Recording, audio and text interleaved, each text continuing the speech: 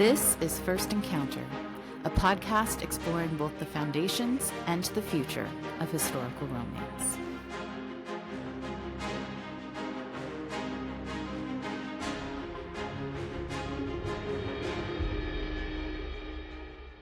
Hey everyone, it's Editing Andy here. I'm currently going through and editing this fantastic episode that I did with Alison McKenzie. But unfortunately, for some reason, the last 6 minutes of our conversation, Alison just is not part of. It's just me talking to nobody. I have no idea what happened, so I want to apologize in advance that this episode is cut short a little bit. In terms of content, didn't miss a ton. It was talking about some of Alison's further plans and where to get her books. I will make sure to have links on the best ways to find and purchase her books in the show notes. You can find that below.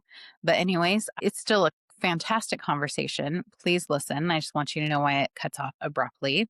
And my sincerest apologies to Alison that we don't get the very end of our conversation. But everyone, I hope you still enjoy. Happy reading and happy listening. Hello, everyone, and welcome to First Encounter. I am Andy James, a historical romance enthusiast and author.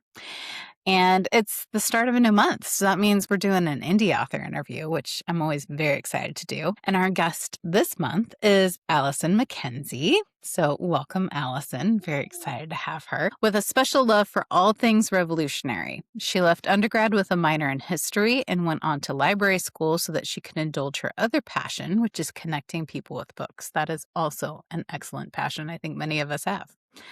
And you can find her online at Blue Sky and Instagram at A McKenzie Writes. And that, of course, is going to be linked in the show notes, and I'll post it online and all that good stuff. So you'll definitely be able to figure out and find how to connect with Alison, because after this conversation, I'm hoping you're going to want to go read her books. But welcome, Alison. Thank you so much for agreeing to join me. Hey, thanks so much for having me.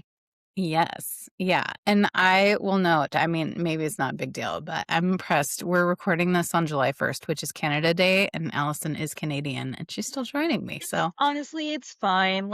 Canada Day is whatever. I donated $50 to the Native Women's Center, and that's my Canada Day there you go. celebration, as it were. I love it. I love it. All right. Well, we have lots of fun things to talk about today. So Alison is the author of the Lovers of Linden series. The first book is The Blacksmith's Bride. And so hopefully some of you read that. I still need to, because I only read the new one. I'm a terrible person, but I'm very excited to read it after having read the new book. And the second book in the series, the one that I read and we're going to be discussing today, is this beautiful one. If you're watching online, you can see Alison's holding up the cover. It is called The TAILOR'S TREASURE. So book 2 in the Lovers of Linden. And it comes out August 12th. So if you're listening to this right when this episode drops, it's not yet out, but it will be in a few days. So I'm launching August 12th, Taylor's Treasure, book 2 in the series. I loved it. I wasn't really sure what to expect going in. I'm not going to lie, because I just was like, oh, new series, new author for me. This is great. And it was fantastic. So, Oh, Alison, thank do you you. want, because it's not out yet, I don't want to majorly spoilery this.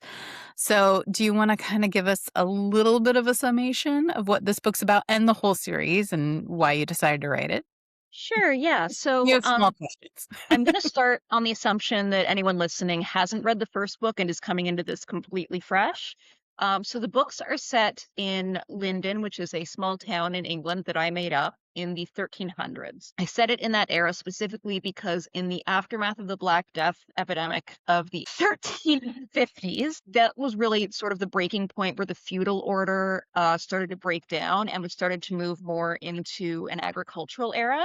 Agriculture was already the dominant economic form, but at this point, serfdom was starting to crumble and people were starting to own land on their own as opposed to having to rent it from the feudal lord. So that was kind of what inspired me to set the series in this time period, because it is such a pressure point in terms of early modern history. The first book in the series, Blacksmith's Bride, is a friends to lovers story. My main character, Elizabeth, finds out that she is pregnant out of wedlock by the lord of the manor, who is obviously not going to marry her because she is a peasant. And she's kind of venting about this to her best friend Matthew, who she does not know has been in love with her since they were kids. And he blurts out, I would marry you. And she's like, wait, really? And he's like, Well, I can't take it back now, so yes. Sure. And they get married and things go from there. Now in that book, you meet Matthew's older sister, Isabel, and Isabel is a character I really love who has given me no end of headaches because she does not want to be perceived, and that extends to her author. It took me like the first book took me maybe 6 months to write. This one Mhm. took me 3 years. Oh, wow. She was fighting me, kicking and screaming every single step of the way. Yeah. When we meet Isabel in The Blacksmith's Bride, she married an older, wealthy man who did not treat her well, and he has just died or is dying. He dies in the book. This is not too much of a spoiler. You know pretty much the jump that he's on his way out. Yeah. And she is left with no money, no home of her own, and most importantly, no legal right to her infant son unless she stays with her in-laws who also do not like her. So when Mm. we meet her at the beginning of Taylor's Treasure, she is very much stuck and very much depressed and convinced that like this is where her life ends. This she's not going anywhere up. And she's at the market one day and she bumps into this woman named Constance, who is our titular Taylor. That's T-A-I, not T-A-Y as in Taylor Swift. Um, Yes. No, Taylor has an and education, clothes and maker. she's having kind of a shit day.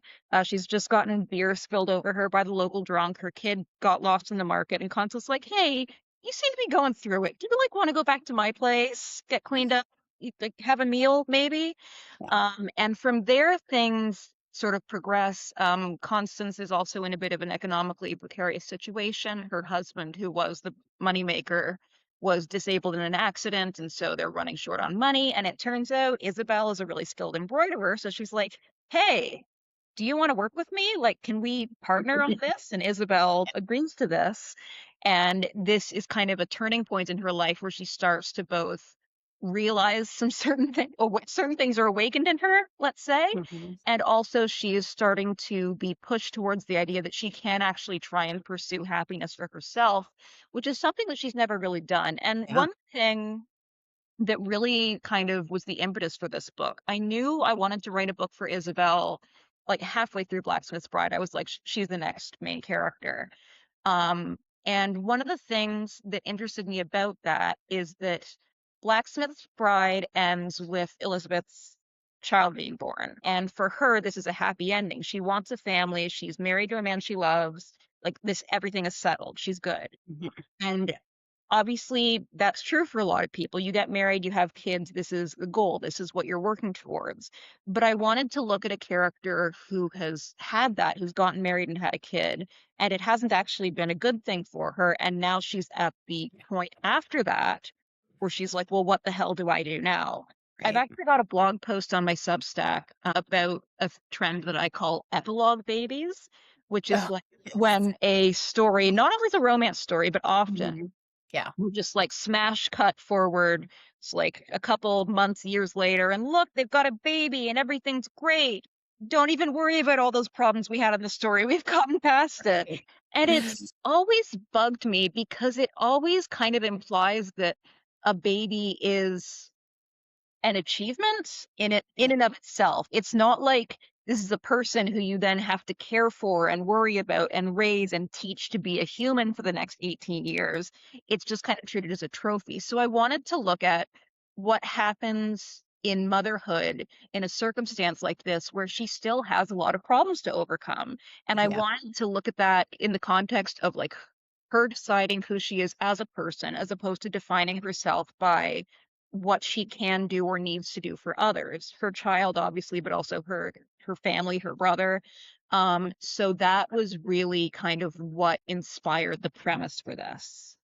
Yeah. No, it's great. I will get into this a little more later, but I mean, the fact that Isabel is a mother is like so important to this story. Hmm. I mean, it defines all her, or maybe not defines, but motivates all her Yeah. decisions and just everything that she's doing. And so definitely want to touch on that more in a minute, but we'll talk about that more later because I think that is really important. So I think that's interesting that that was your linchpin because you're right. I mean, the baby epilogue is, yeah.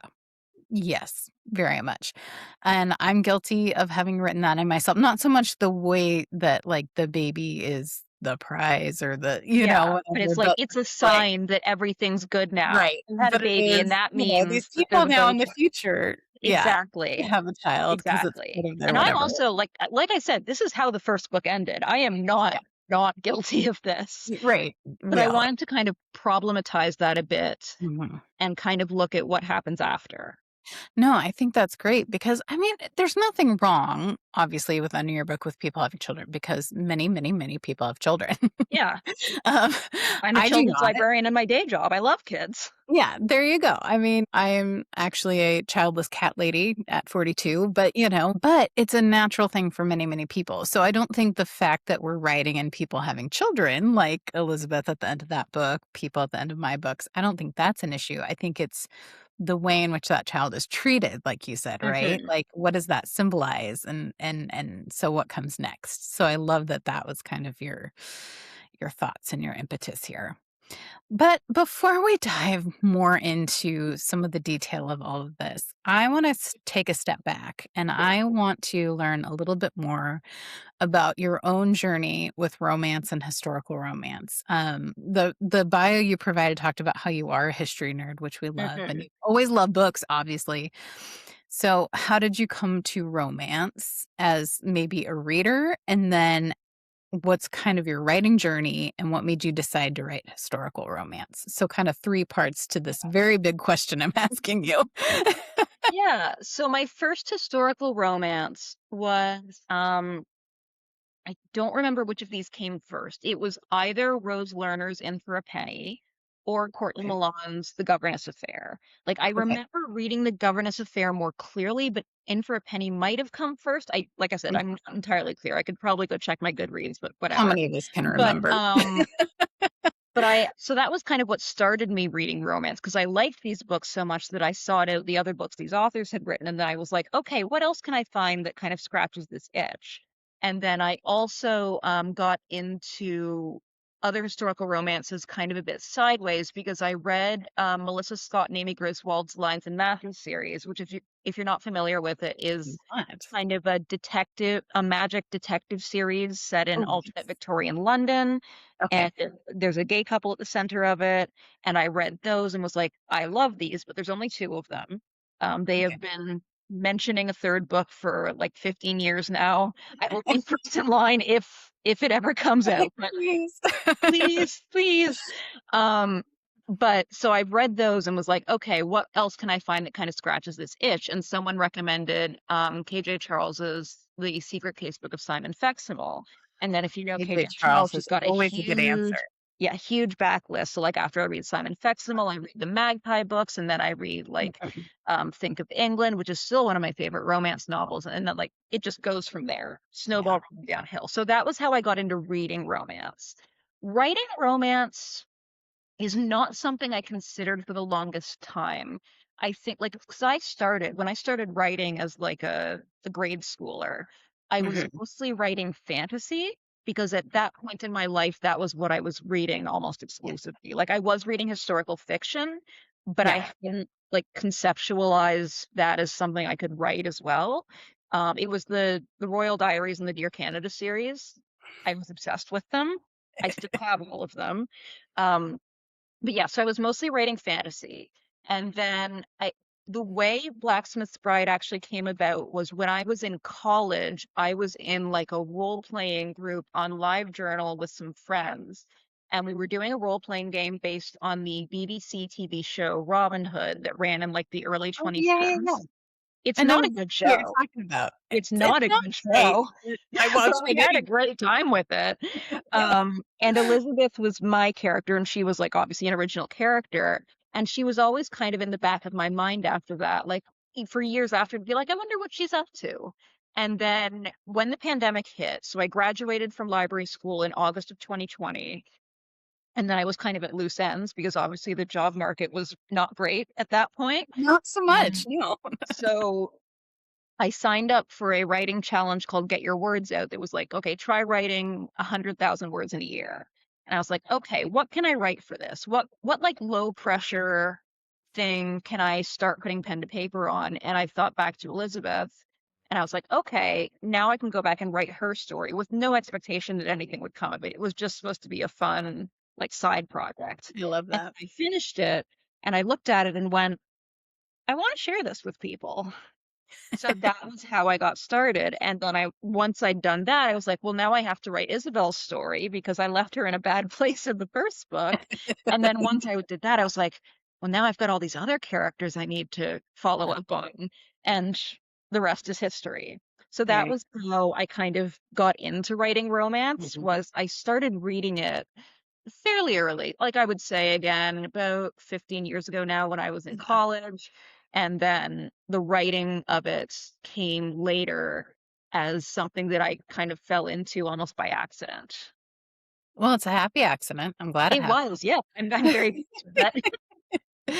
No, it's fun. I mean, well, I say it's fun as I'm pulling my hair out trying to finish I know, manuscript right? I right was like, now. I really hope people like this book because it took a lot of blood, sweat, and tears. It does. It does. Well, I loved it. Thank you. And so there's a couple things I think you've touched on some of these already, but I want to kind of probe a little deeper. So one is the time period and the setting. Mhm. I think for what's being written right now, it's pretty unique. I wouldn't say in all of like That historical was romance when it's I was unique. querying, I got that a lot. I literally did have several agents tell me, Uh-huh. Middle Ages, people want knights, people want lords and ladies, not so much these random peasants living very unglamorous lives. Ah, That was why I ended up indie publishing. yeah. Well, I'm sorry that they turned it down, but I'm glad you still published. Yeah. I mean, Um, it's fair. Romance, historical romance especially, I find is a very risk-averse genre. It honestly drives me a little crazy that you see all these articles about, like, why is historical romance dying? Why is Harlequin shutting down their historical romance line? And I'm like, because you're not doing anything new. It's Yeah. because you've been doing the same thing for 30 years now, and people are bored. If you would take risks, if you would try new things, you would be able to retain some of that audience or get a new one, but there's just no will to take the risk because they would rather rely on what's a guaranteed sale. Yeah. Yeah. I hear that. Yeah. It's it's hard, I think, but I'm glad though that I feel obviously right now since traditional publishing isn't doing quite as much or willing to Mhm. take those risks. I feel like the indie space is where it's most robust right now. It's just hard to Absolutely. be seen.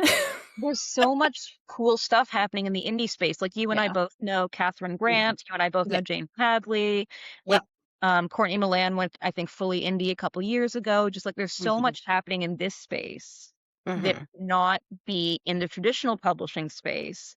And the interesting thing too is that once indie authors, like when indie authors get big enough, then traditional publishers come around and go, oh, Yeah. actually, like that's They what's shoulder happened with, tap after you've done the work. Yeah. yeah, that's what's happened with KJ Charles, so that they've Yeah. scooped her up now that she's built an audience publishing Mhm. stuff with either independent or very small presses that traditional Right. publishers, I think, probably would never have touched.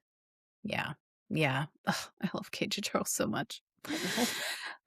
But yeah, so you did set this, like we said, in a time period that right now I think we don't see as much. If we do, I mean, because this is more Middle Ages, like you said. Mhm. So it's not like Viking at all. It's not, No. like there's um it's kind of this in between some of the things we're seeing written. Yeah. Um And you just mentioned it, but this is focused on pretty everyday people. Mhm. And I found it very refreshing to just kind of see different struggles, I guess, coming from someone who writes about the aristocracy in Regency England. I mean, Fair.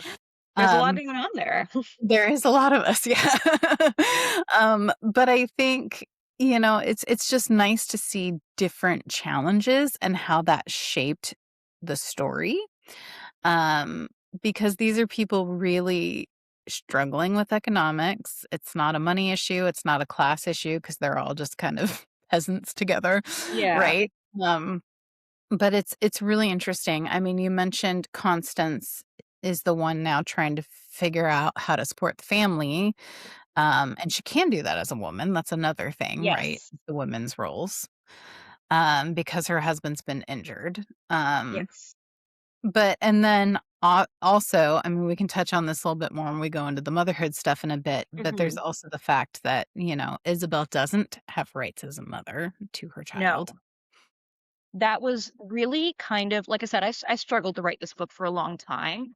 What really cracked it open was a book by Barbara Hannah Waltz, and I don't have the title on me right now, but it's basically about like family structures in the Middle Ages. And she Mhm. talks about how when a man died, he could will wardship of his child. Like he could say basically, I want this person to be my child's legal guardian. And that Yeah. was not automatically the mother. In fact, Yeah. it often wasn't automatically the mother. Now, this was more common in wealthier families like the Mhm. landed gentry, the aristocracy. Um, in Isabel's case, her husband was a merchant, so wealthy enough that he could Yes. say, I want my child raised by these people, not these people. Mhm. And so there was money tied up in that, obviously, because if the child is inheriting, then whoever has the wardship has access to those Has funds. yes. Mhm. Yeah. I read a book by Aaron Langston called Forever Your Rogue, which is a Yes. read. Yeah. And I read it like last year as I was doing edits on this, and I was like, damn it, she scooped me because it's very similar. I swear to God, I swear I didn't read it till after I'd finished writing That this. happens to me with every book I write, I swear. I'm reading, I'm like, Yeah. this is the exact same conflict. Son of a yeah, it's the same thing where Very like different setting, though. It's okay. very different setting, different sexual orientation, a lot of difference. Yeah. Um, but it was a thing for like most of history is that custody did not automatically go to the mother Mhm. if the husband died, and he decided where the custody went. So if the mother was in a situation where she did not like basically have a good relationship with the people who had that wardship, she was really stuck.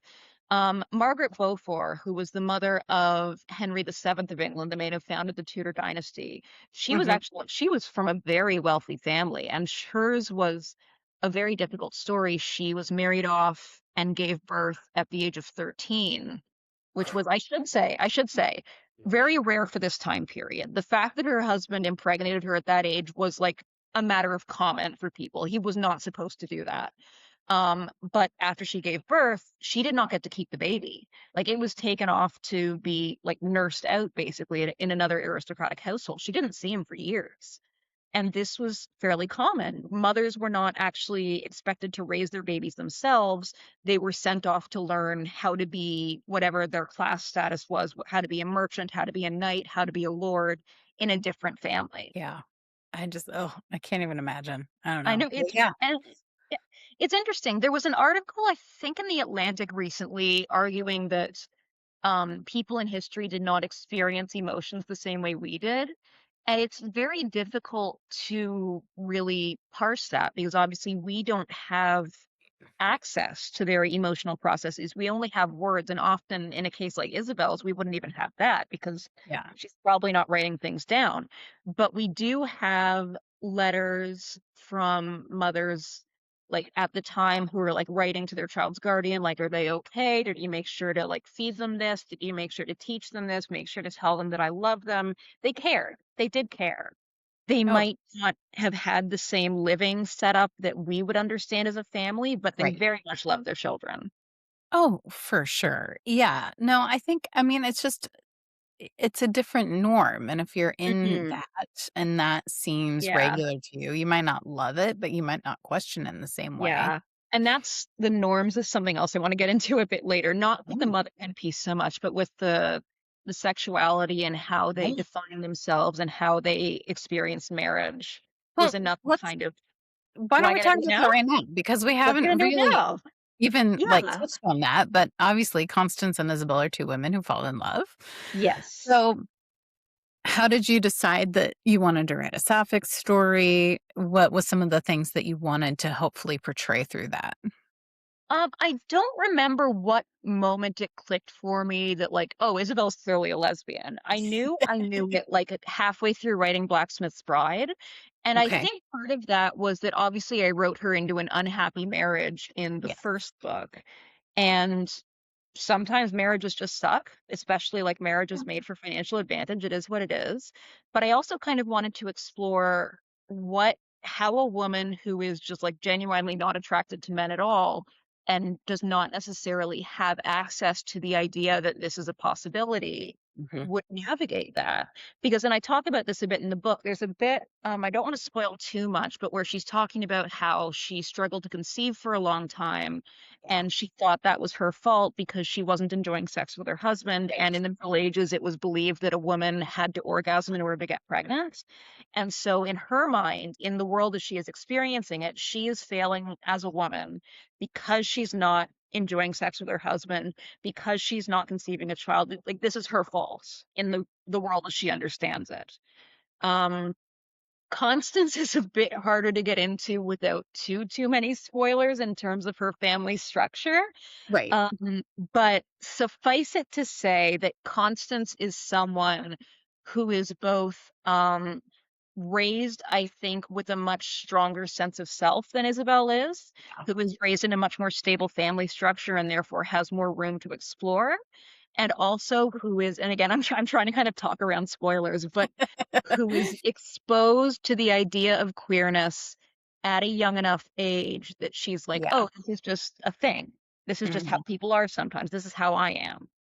And Mhm. it's not a source of angst for her because Right. she is not experiencing the same pressures, some external, some internal, that Yeah. Isabel is. And sort of Yeah. one of the really fun things that I got to write in this was like when these two meet, Mhm. they are coming from such completely different directions, and they're both like, "Oh, I didn't know that people kind of experience the world this way. I kind of Right. assumed that Yeah. everyone saw and understood things the way I did." Yes. Because, and I do talk about this in the book, and I had a fun writing this scene. Um, in the Middle Ages, there there is a common historical misconception that being gay or being a lesbian was punishable by death all through history. That is not the case. Now, Yes. you could be punished for what was called sodomy, Mhm. and what sodomy covered was basically any sex that was not procreative. So, like oral sex is sodomy. Okay. Lethal masturbation is sodomy. And the other interesting thing is that lesbianism was not criminalized unless, big unless you were doing something penetrative. So, like, fingering's okay because that doesn't count. Dildos, big no, because Okay. you are usurping the man's position. That is Oh, when you can't see become a that. threat to the social order. Yeah. That's so fascinating to me. And this goes Interesting. That honestly, makes perfect sense to me though, and like mindset wise. this is something that goes all the way back to ancient Rome, where their conception of sex and sexuality was you are the penetrator, in which case you are the person with social standing, you are the further up in the hierarchy, or Mhm. you are the person being penetrated, and that makes you socially lesser or female. Like Mhm. if you are feminine, if you are being penetrated, no matter what your actual class status is. And that, I think, is kind of the skeleton key to understanding everything about the way sex and gender is conceptualized in the Western world. Like Yep. everything descends from that. That makes sense to Absolutely everything. me. Yeah. I don't know. Have you read Jenna Bigelow's books I set in have so Japan? because I think they're Kindle exclusive. I've been trying to figure out how to get my grubby mitts on them because I don't have Kindle. I've been putting a request in at the library. Of course, they also struggle with Kindle exclusive. So if and when I am able to get my hands on them, because I really want to read them, I'm really Yeah. excited to see, like, 'cause this is also a period that most people don't write in. So Yes. I'm Yeah. really curious to see what she's doing with it. Yeah, they're great. She was my guest 3 months Oh, ago-ish, I nice. think. Yeah, so, but yeah, interesting. I mean, she definitely looks at kind of the different attitudes where it's like it's accepted and not at the same time, and that Yeah. seems kind of like here where it's like they're not necessarily gonna be public about this, they're not gonna broadcast it, but they're also part of this, like you said, I don't wanna spoil too much, but part of this maybe is just who Constance is, but even Isabel, like she doesn't have some moral crisis accepting this about No, herself. no, It's it's more not just, like "How will this happen in my life?" yeah, it's not like I'm attracted to women and that says something about me. Because Right. the other interesting thing about the way sexuality was sort of thought of in this period is that it wasn't something you were, it was something you did. Okay. The Mhm. idea of being gay or being a lesbian did not come about until the late 1800s with the work of sexologists like Magnus Hirschfeld, or a bit earlier, Karl Heinrich Ulrichs, who started to study it as a specific field and say, actually, we think this is inborn. This isn't just something anybody could wake up in the morning and decide to do. And that, again, explains a lot about the way our culture talks about sex and sexuality is kind of descended from that, where it's like, well, it's a Yeah. choice. Anybody would be doing this if they could. So the important thing is to refrain from doing it. You have to be strong and resist the temptation. And like, and you see people saying that, and you're like, Mhm. do you do you have some things about yourself that you're maybe struggling with? Yeah. But no, like it's not in this period so much I am a lesbian, I am a woman who loves women. It's this is something I feel like doing. And that's not really anyone's business and it doesn't change who I am as a person. Yeah. No, it was great. I loved reading it because I was like, I feel like, more of the portrayals that we see currently in the genre, because they are more in that like Regency Victorian, which Hmm. we're starting to get. I mean, that shift like Yes. you were talking about is more like or like late Victorian. Yeah. Um, but it's more of, they're also written from people from our time period. But Yes. it's more of kind of that inner struggle, and sometimes Yeah. shame, and sometimes there's, and I appreciate books where that's not true, because we don't want to be always portraying like, we want to see the joy. Yeah. We want to see self-acceptance. And yeah. There's a book that I go back to a lot. It's called Strangers, Homosexual Love in the 19th Century. So again, obviously Victorian. Mhm. But it has a really great bit in the intro where it talks about how because gay relationships were not legally recognized for most of history, what we have in terms of records are when they got caught. So Yeah. we have trial transcripts, we have people shaming them, we have Mhm. basically we have a skewed idea of what gay life looked like prior Mhm. to the 20th century because most of what we have regarding them is when they were getting in trouble for it. We don't know about the people who were just quietly living their lives because they didn't write it down. Yeah. Yeah, Yeah. Rhea Brodell, who's an artist, has a really great series of art books called Butch Heroes, which is about people throughout history who were assigned female at birth and went on to present male and have relationships with women. And she doesn't like assign a gender identity to them. Again, we can't know, but Right. it's basically like these are people who transgressed the idea of the gender they were born with. And a lot Mhm. of them, like, no one even noticed until they died and they were getting ready for the burial, and people went, "Whoa, wait a second. We oh, oh, oh my." Yeah, so it's I think a lot of the history here gets not erased on purpose, but erased simply because we Mhm. don't have access to it because history is ultimately what gets written down, and a lot of it just didn't. Yeah. Yeah. Well, I appreciated, and hopefully this isn't too spoilery, but that a lot of the source of what was keeping them apart wasn't the fact that they Mhm, were two women in love. It was the circumstances um, that Isabel found herself in, and mhm. needing to protect her child, Yeah, essentially, the mother. And so I appreciated that it wasn't just kind of we can't be together because yeah. society won't accept us, and Yeah. It's like I think the first book in the series is so when we talk about society, sorry, I'm this might be a bit clumsily worded. I'm trying to figure out how to phrase this. When we talk about society in historical fiction, a lot of the time it involves like social condemnation, like social shunning, social disacceptance. And in Mhm. the first book and in this book, the bigger issue I was focused on is You said economic, which is true, but also just the way society is structured in terms of who can do what. Yeah. It's Yeah. not about so much what people will think, is what we are Mhm. able to do, what restrictions Yeah. are put on us based on the social stations we were born into. Right. Um, because and maybe it's just me as like a autistic person who just never gave a damn about social structures, even as a kid. It gave my parents no end of headaches.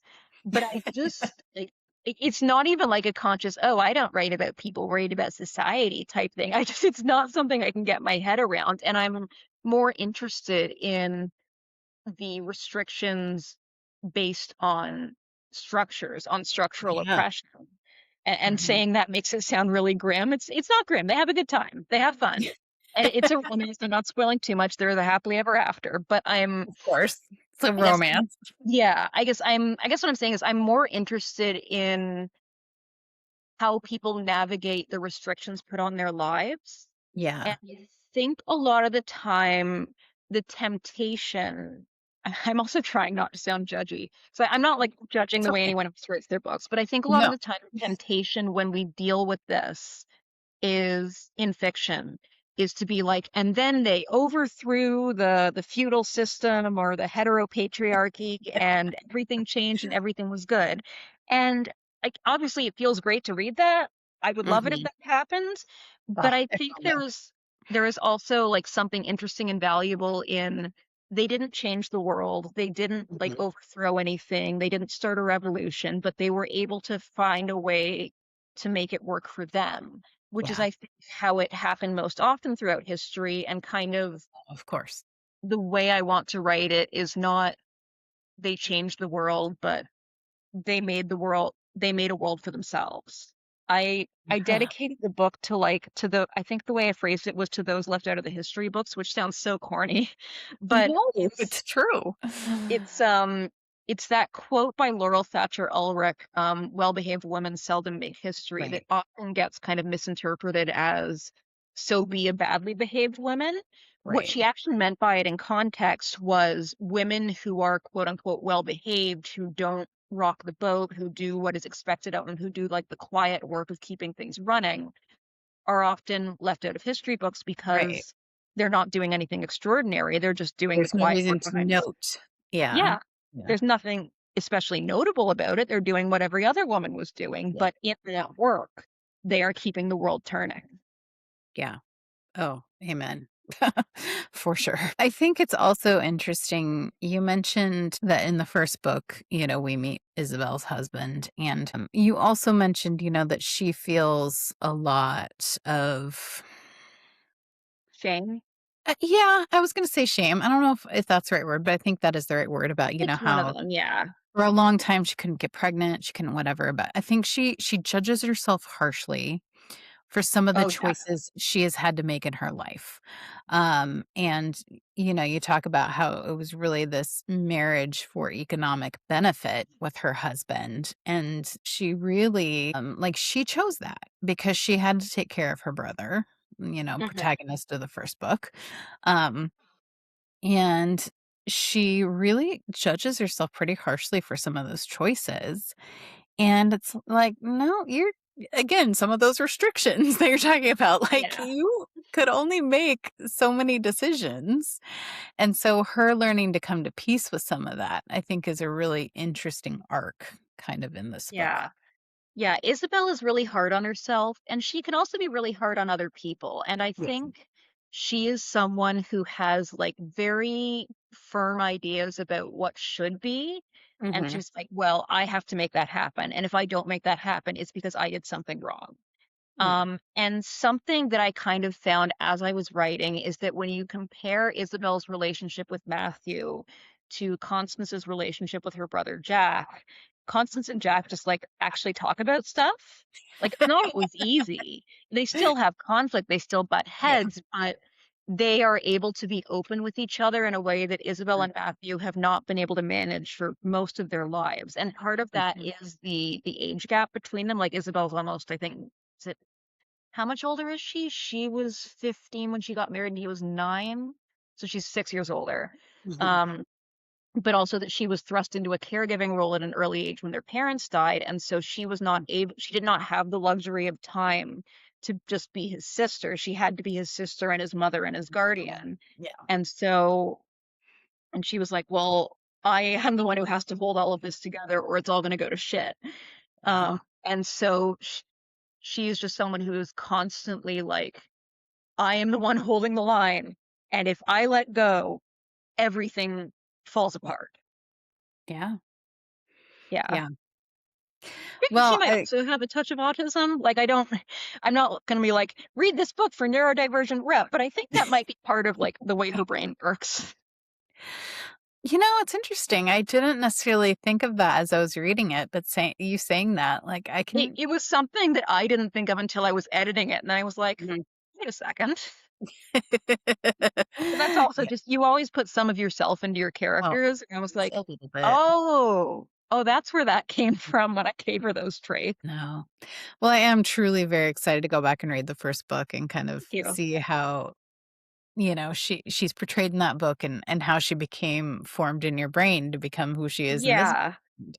I Yeah, can she's see. interesting from Matthew's perspective because Matthew is kinda like simultaneously, "I love my sister, she did so much for me, I wanna take care of her, also Mhm. she's a huge pain in the ass because she's always nagging me, and she's weirdly Eldest sister. controlling and, like, get off my back and let me live my life." It's very, like, they're as adults now, and Matthew's only 20 in the first book, so he is, like, Mhm. just on the cusp of adulthood. They're Mhm. still kind of learning how to relate to each other as adults Yeah. rather than as siblings slash guardian child. Well, it's very real, I think, the way that it's portrayed. I mean, even if you haven't had to have the differing dynamics in that sibling relationship like they have had to have, I mean, there's always good and bad when you're that close to Yeah, someone, right? yeah, And you've had kind of that experience growing up together with someone. yeah. But And in this book, the Taylor's Treasure book, we also have Constance's relationship with her older sister, which is, I think, a yes. lot more like Isabel and Matthew's dynamic, where it's like, I love you. You've done so much for me. Can you please unclench a little bit? But that can be It's hard like, when you're in that caretaking yeah. mentality, right? Um, it's interesting, when we first just started chatting here, you said that this book took you so much longer to write, and it was so hard to kind of conceptualize it. Hmm. Um, and it's interesting because I can see that from like a writerly perspective. It's really hard when you have these characters who they don't show a lot to the Hmm. world. And so it's Yeah. very they're very guarded, and so it's kinda like you as even though you're creating these people, it's like you have to figure out, like, what's behind these layers? How do we reveal this? And what's made them this way? And yeah, Yeah. I don't know, it just made sense to me when you said Yeah. that. No, and the first book was a lot easier because Matthew was very much a character who wears his heart on his sleeve. And Mm, Elizabeth is a bit more guarded because she has also been through some of the same stuff Isabel has in terms of yeah, like having to look after her siblings and having to take on responsibilities from a young age, but as far as like the household financials go. But she mhm, is also someone who is very practical in a sense of she's like, okay, we have a problem, let's sit down and talk about it. Where mhm. Isabel is more that John Mulaney quote of like, I'll keep all my feelings right here and then one day I'll die. Well, and one other piece of this too that we, again, just kinda touched on before, but didn't really dive into is and this is always true of people that aren't kind of in the upper classes, Mhm. but these women are working, Yeah. and that is something that obviously is accepted. It's necessary for them in terms of their economic circumstances, and, even in the midst of our Regency and Victorian books that are so profligate, but I mean, that is still the reality of people that aren't in necessarily the merchant or upper classes, Mhm. right? That people had to work, they had to Yeah. survive. And so I loved the depiction of Constance trying to wrangle and navigate this thing that it's not that she's inept, but it was primarily her husband's. Yeah, and she's like, I have to Mhm. take over and I'm not good at this." Yeah. And so she's trying to figure out, how do I get business? How do I keep that business when I'm maybe not as skilled as he was? Yeah. But then I love too, though, that, Isabel's skill with her embroidery, that provides kind of another. It's almost like when she gets the opportunity. I don't wanna, like, speak for her. I don't know if she's your Yeah, go character, but for it. it seemed like, it was this thing that she wasn't seeking to do. She didn't necessarily feel like she was missing, but when she had the opportunity, it was like so much in her life was sad and not Yeah. fulfilling, and maybe she could have this opportunity to, like, do something and, like, be good at something and Yeah, it's produce like that something moment where you're meaningful. like, she's spent her whole life struggling and kind of defining herself by her value to other people. Mhm. And then she starts and like she does the embroidery for fun, and then Constance is like, "Oh, Right. that's gorgeous," and Yeah, she's like, let's take "Wait, what is this praise for something I did that's not something I did because I had to do? Like Yeah, I'm good at something?" yeah, And it's a like the good thing is, feeling. she's good at a lot of stuff. Like again, Yeah. she managed her household. She takes care of her kids. She looked after her little brother. But it's a lot of stuff that people did not praise her for, either because Mhm, they were in a position like her younger brother who's not necessarily going to recognize that, or mhm, they were people like her in-laws who just thought of her as beneath them anyway. So they're just like never going to say a kind word to her. And hearing, hey, you're really good at this. I really like what you're doing here. I think you're mm, really talented is kind of opening a door for her where it's like, oh, people can be nice to me. yeah, That's a thing that can happen. yeah, for sure. Well, you mentioned that this opened up kind of this other world for you, and there's Yeah, other characters. So, can you tell us anything about maybe what's next? I mean, I know this one's just getting released into the world, I but know. So I have tentative plans. I don't want to promise anything because honestly, my I year's been understand. so I crazy, understand. just like day job related. I've been like just inundated. I have tentative plans for about 5 books in the series total. Wow, So, love it. So excited. yeah, so in the first book, we meet Roger, who is a friend of Matthew's. And the funny thing was, like, there's a one-off line in that book where Matthew's like, "Oh, so my sister turned you down, huh?" And Roger's like, "Yeah, she was mean." Because the thing about Roger is he's kind of like our sex positive king. He's a bit of a slut. He's having a good time. So like it was just like a one-off to like enforce Mhm, like this is his character. He just hits on every woman he meets, and he's if they turn him down, sure, and if they're yeah, good for it, cool. But I had a lot of people say to me, "Oh, so Roger and Isabel is the next book," and I was like, "What? Say what?" I had no idea I'd written that. Um, so no, I have a plan for Roger's book. Roger's book is one that again, like I've kind of been struggling to plot just in terms of figuring out what the internal conflict is. mhm, Because Roger is someone who's quite happy with himself. Like he's fine. He doesn't have that sense that Isabel has of like I need to prove myself or I need to do better, et cetera, et cetera. He's fine. So I'm like, okay, what is the romancing the beat thing? Um to become wholehearted, they have a hole in their heart, they need to become wholehearted. I need to figure out where that I can't say that. So I need to figure out where Roger's hole is. And then so Marjorie, who we meet in this book, Uh-huh, I have thoughts for her as well. okay. Um, because one of the things I was kind of exploring with this book as well is like how different women navigated marriage in this era, Yeah. because we have a lot of like we've got Constance's marriage, which again I don't want to spoil too much. There's stuff Mhm, going on there. We have Isabel's marriage, which was miserable. We have Leia, who we meet very briefly, who is getting married and thrilled about it. And then we have Marjorie, Constance's niece, who was just absolutely kicking and screaming against the concept. She's like, absolutely not, get me the hell out of here. yeah. So I have thoughts about what I'm going to do with Marjorie. Okay, editing Andy again here. That is where our conversation abruptly ended in terms of Allison's audio not being available. So, again, I apologize for this. I'm not sure what happened, but I'll look into the software and hopefully this won't happen again. But in the meantime, I really hope you enjoyed this episode. I had such a fun time chatting with Allison. Her books, I think, are really unique in our current historical romance landscape, and I really, really appreciate them. So I hope you will take time to go and check out the Blacksmith's Bride before her new book, The Tailor's Treasure, becomes available on August 12th. And again, all the information on where to find Alison's books and more about her is linked in our episode show notes below. So thank you for listening. Happy reading. Bye.